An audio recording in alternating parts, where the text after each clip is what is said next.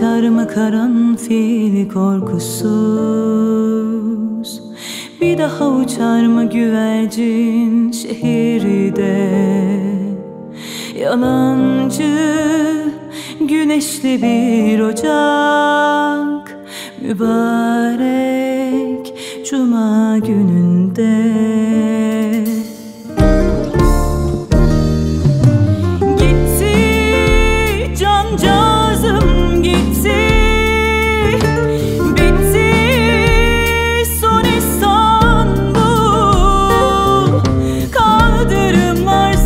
Tuttu şahidiz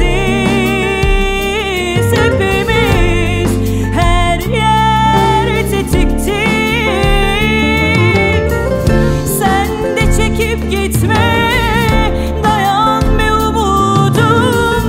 Dön gel, dön gel.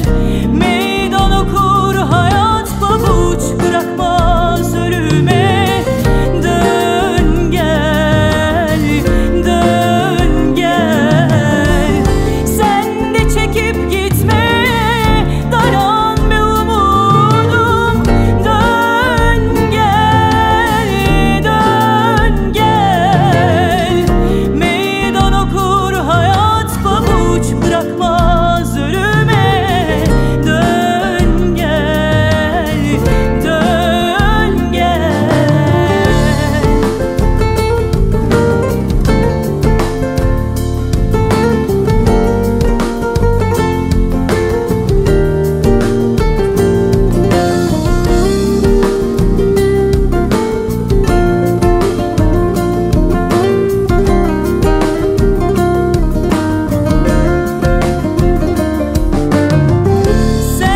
Çekip gitme.